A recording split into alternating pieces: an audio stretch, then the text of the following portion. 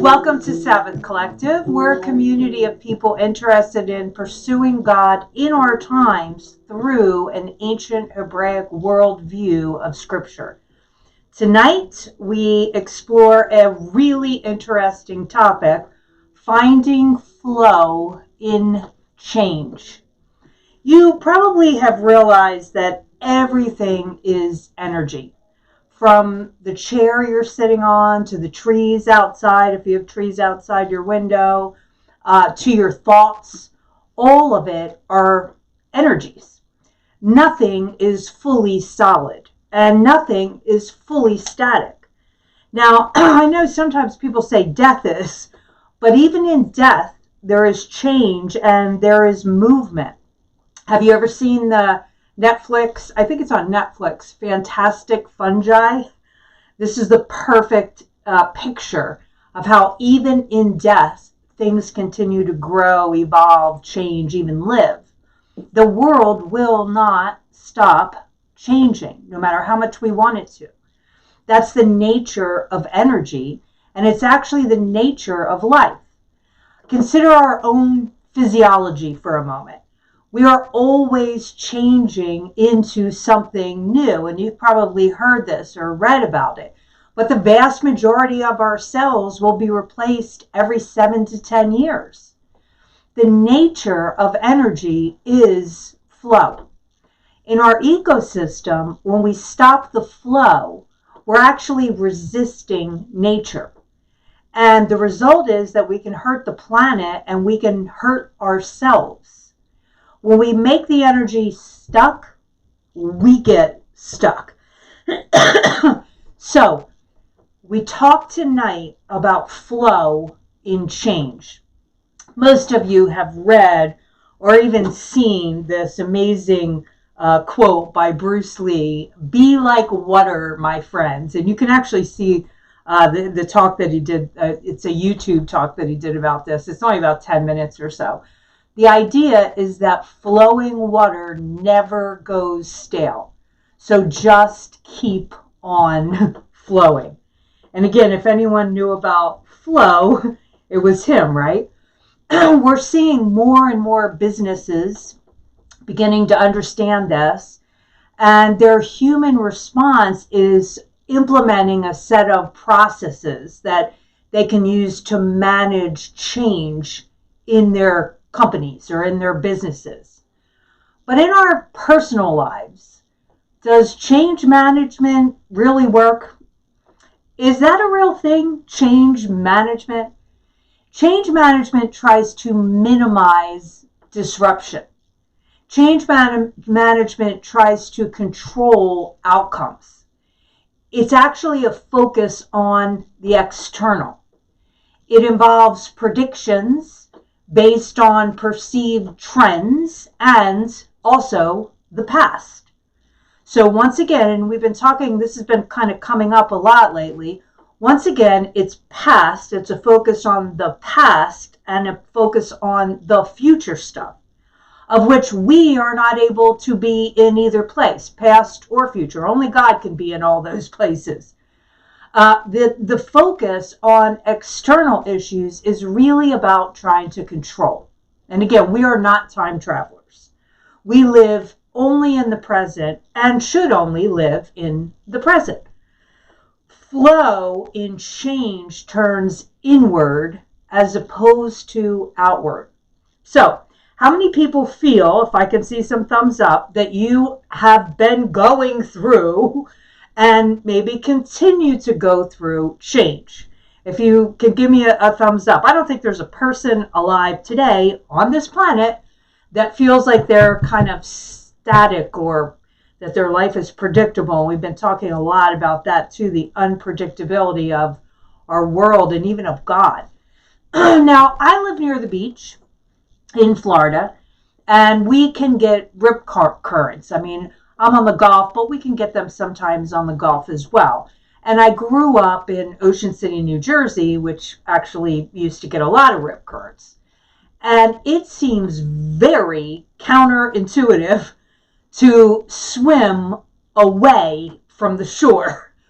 when that rip current kind of takes you out or pulls you out or pulls you over, it seems very counterintuitive. You want to swim towards land, but resisting the current actually fills you with fear, which is not good, because it's not working. No matter how hard you try to swim, you're not getting back in. And so it's not working, and it sort of zaps your energy, and you don't realize it because you're filled with fear, which kind of floods you with adrenaline and other things to kind of get you to survive, but it also doesn't allow you to feel that all of a sudden you have no strength left in your muscles. You're swimming, but you're resisting the flow. And this actually can quite literally kill you. Resisting the flow in a riptide can kill you. For most people, flowing with change is extremely challenging. So I don't know how many of you feel that you're not a big fan of change. When it happens, when you even think it's happening, when you see the bubbling up of a possible change, right away you say, oh no, what's going to happen now? I just had to get used to this. Now we're talking about this. What's going to happen next? And as soon as we feel even the possibility of change, we get that feeling. Maybe it's in our gut. Maybe it's in our chest. Maybe it's in our breath. Do you feel that whenever you sense change? Again, flowing with change is challenging, especially when it's a change that's imposed on us, a change that we couldn't decide about. Maybe something like health, or a change in a relationship, or a change in a job, possibly, or a change in lifestyle, right? Even when change is anticipated and embraced, it's still challenging.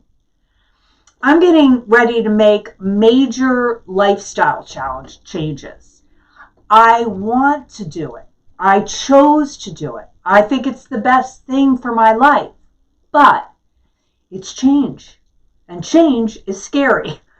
And people want to avoid challenges, so they avoid change. And the avoidance of change often becomes a kind of death of a heart hope. Because change often comes to lead us into where our hearts are actually desiring for us to go. And how best for us to get to where our heart wants us to go, but change. So when we shut down change, we can really die on the vine. Proverbs 13:12a says, hope deferred makes the heart sick. One of my favorite poems, and you're probably familiar with it, and it is called Harlem. It's by Langston Hughes, and he's talking about this very thing. What happens to a dream deferred? Does it dry up like a raisin in the sun, or fester like a sore and then run? Does it stink like rotten meat, or crust and sugar over like a syrupy sweet? Maybe it just sags like a heavy load, or does it explode? Again, hope deferred. It looks different in so many people, doesn't it? But sometimes you can see a person walking in the street, or possibly you look at yourself in the mirror, and you can tell the look on the face of hope deferred. And we often lose our hope by shutting down change. Because what happens is we actually fear the change more than we desire the thing we hope for. So fear is winning. Scripture is filled with real people that have learned to flow in the experience of change, and that the change positively affected them and even others. But change and the cooperation of the change, the flow with the change, did not remove the challenge. So looking at Bible people always allows us to see what happens when they flow with change and what happens when they try to manage change. Okay? So two people that just, I think, are the most common, although there's many, many people that you could talk about with change. One is Abraham, and we read the story in Genesis 12, 1 through 3. It says, "Now Adonai said to Abram, get yourself out of your country, away from your kinsmen and away from your father's house, and go to the land that I will show you. I will make you a great nation. I will bless you, and I will make your name great, and you are to be a blessing.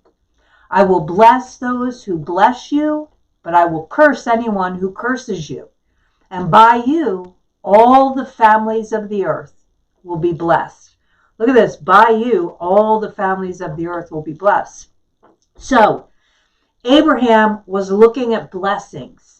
But in order to be able to see this change, he had to leave his familiarity, his people, his financial stability, and he had to leave and then go to a different land and a different culture that he was completely unfamiliar with.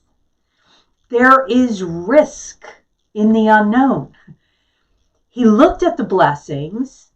He also looked at the challenges of change, and he chose change. And through him, like God said, all those who came after him actually call him the father of faith. However, Abraham did fall into attempting change management. He passes off Sarah, his wife, he passes her off as his sister because he thought the Pharaoh and then later Abimelech would want her in their harem, and he didn't want them to view him as a threat. So he said, she's my sister. Now, she was related to him, but she was his wife. He also slept with Sarah's servant in order to manage the change God promised. Change management never works out when it's about us trying to get control in the change. Flow is always better. But now, let me ask you this. What really gives you pause when you think about flowing in change? Almost like stepping in the river and going with the current of change, as opposed to trying to predict and manage the change that's coming. What are you most afraid of with flowing in change?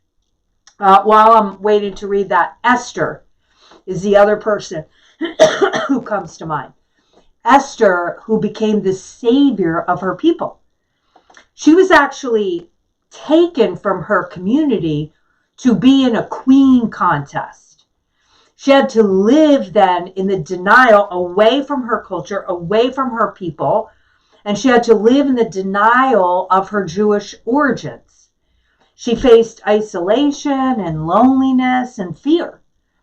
And when given the chance to flow in change and resist a guy by the name of Haman, who was the person who threatened, a very powerful person, the second in command, who threatened to kill all of the Jewish people, along with Mordecai, the one who raised her, she shifted into change management and said, I'm not comfortable with this because I can't control what's going to happen. She said, I can't. If they find out I am a Jew, they will kill me too.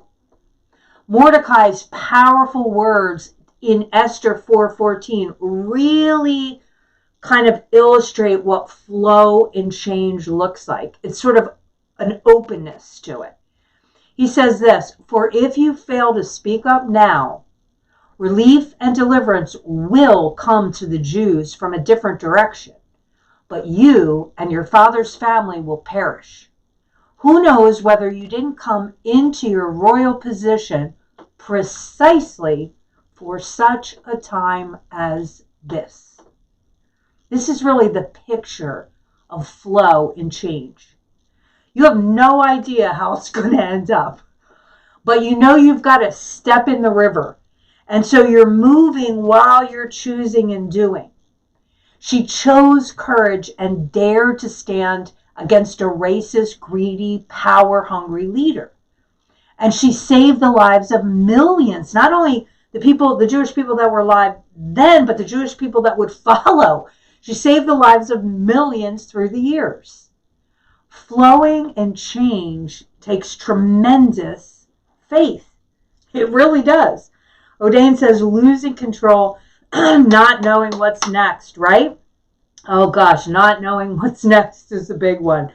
And again, we always kind of think or we tend to fear the worst with a not knowing what's next.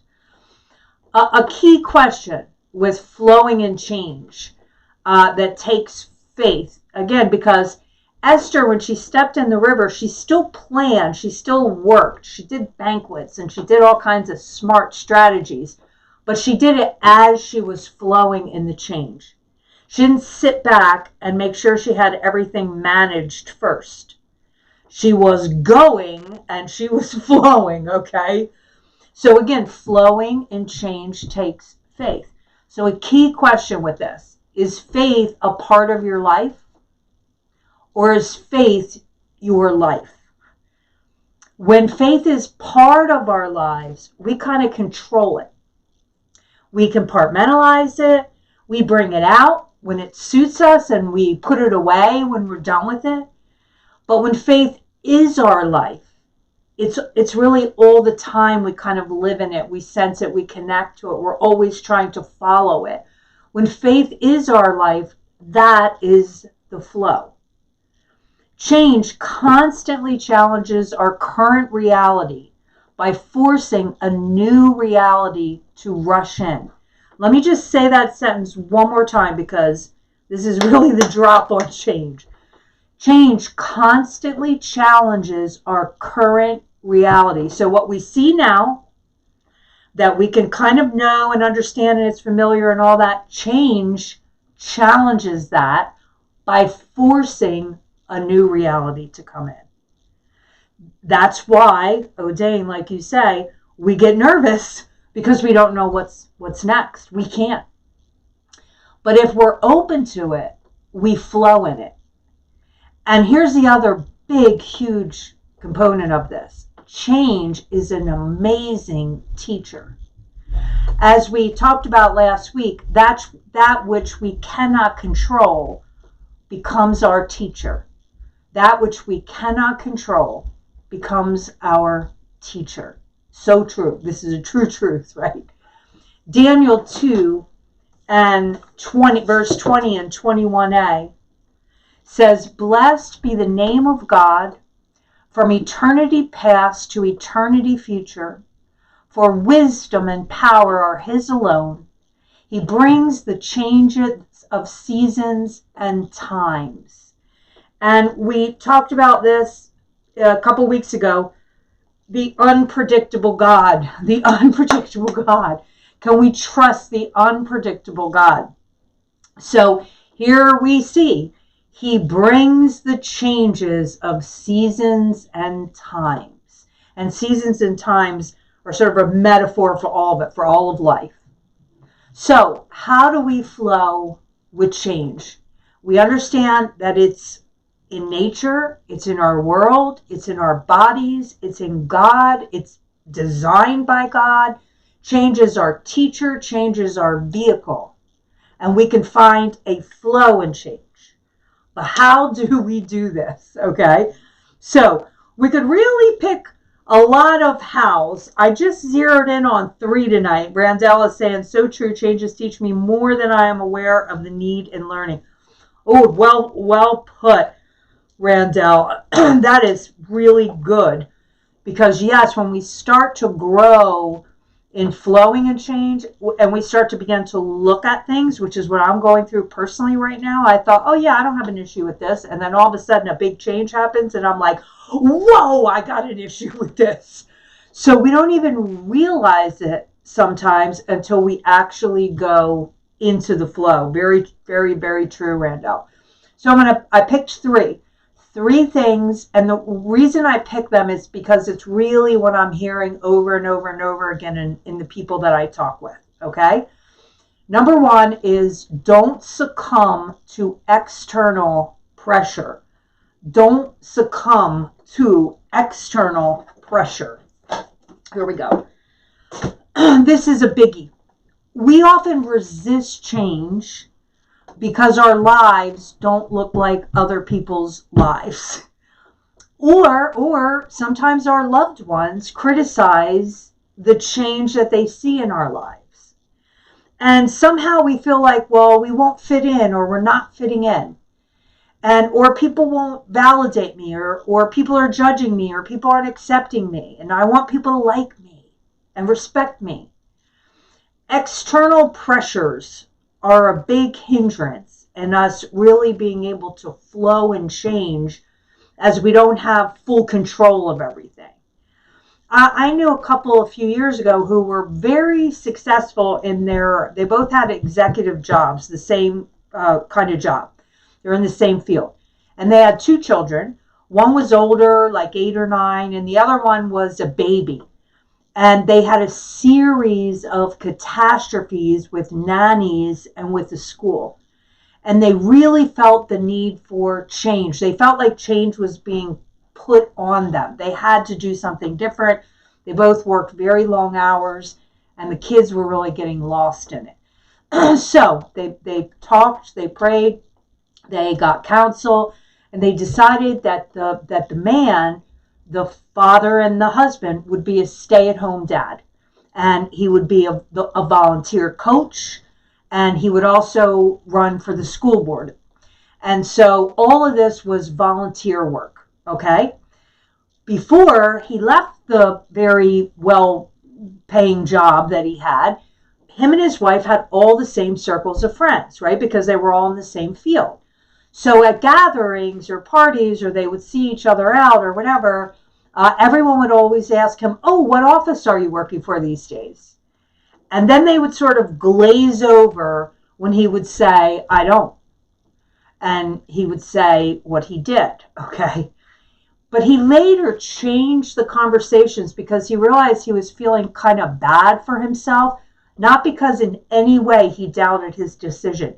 They were thrilled it was working for their family, but because he felt like he was affected by the reaction he got from other people.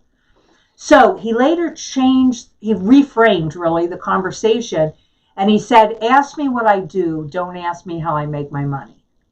I just thought that was brilliant. Ask me what I do, don't ask me how I make my money. And that kind of left the money part like, you're not going to talk about this. But here's what I do. I'm on the school board. I'm trying to change the school system. I coach 2 teams at my kids' school. I take care of my baby. Wow, what a challenge. I used to be able to control corporate stuff. Now I can't even make a baby stop crying. Like, all that was really what he did. And that's what he was willing to talk about. And because he reframed the conversation, he wasn't experiencing that external pressure. So we can really experience external pressure while we're going through changes, and we're already kind of a little bit nervous about it, and that can be the tipping point for us. So avoid that. Number 2 is let go. We've been talking about this a lot. And one of the things I was trying to think, what is let go? What's an example of let go? And I remembered something really significant. I went to Israel about 10 years ago, and in that trip, we spent a lot of time hiking in these rocky mountains. And if you've ever been there, you know what I'm talking about. If you haven't, you have probably heard me talk about or heard others talk about it. But the rocks there and the mountains feel very different than here. It's rocky and it's slippery. Okay, so the rocks move all the time, and so the stones kind of under your feet would slip a lot. And they weren't tiny stones, like they were bigger stones, but they weren't big enough to hold your whole feet. And when you would step on a stone, it would just move, and then it would kind of spin, and then all the stones would move. And so what I did when I first started walking, and Ryan was helping me walk because he came on the trip with me. But what I did was I would always try to make sure, especially when we were climbing up or down for that matter, down was the same way, that I would try to have a firm footing. Okay, so I will put my foot down gently and then slowly put my weight on it. But then even as I thought that the rocks were holding me, inevitably, one of the rocks would shift and my ankle would almost go like this or whatever. And so I was always grabbing hold of Ryan to steady me. And the guide pulled me aside and said, okay, you're trying to get your footing stable before you actually put the full weight on your foot. And that never works in Israel. He told me the way that you walk is you walk lightly and quickly and you trust your own feet. That's exactly what he said to me. You walk lightly and quickly and you trust your own feet. And again, I wanted to make sure every footstep was secure before I put my weight on it. And by the way, that's my personality. Okay? Israel really was a mirror to me in so many ways. But trying to get each step stable by trying to steady yourself and make sure that you were okay first actually made the rocks looser. The point was to just glide, to go with that flow on the path and trust your own ability to move and shift quickly if you had to. And by the way, I could do that. I just didn't even realize it.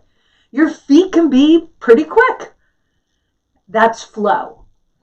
And it's really that simple, and we make it that complicated, right?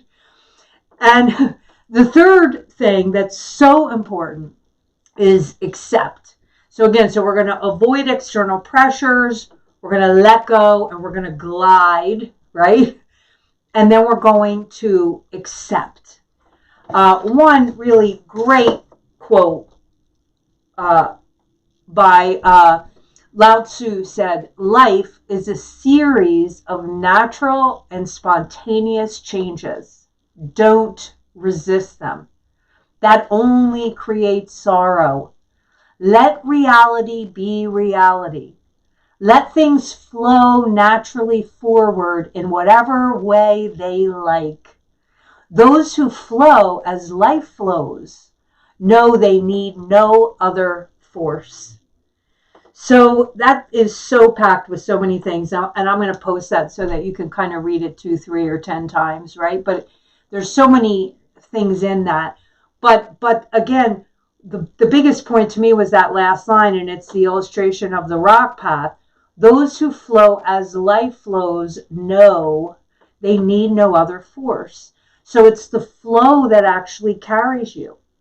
So just like the rip current that I talked about in the beginning, the way to save yourself is to go with the way that it pulls you.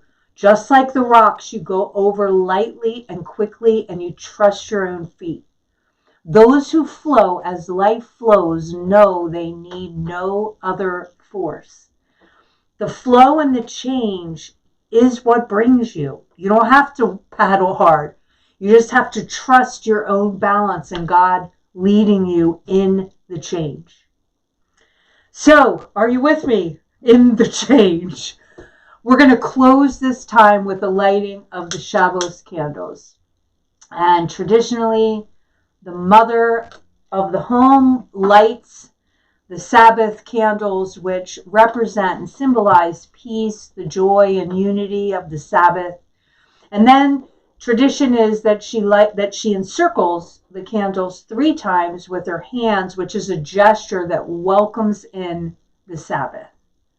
The Lord is our light and our salvation. May his light be seen in every step, and may we trust his flow in our changes. Amen. Shabbat Shalom.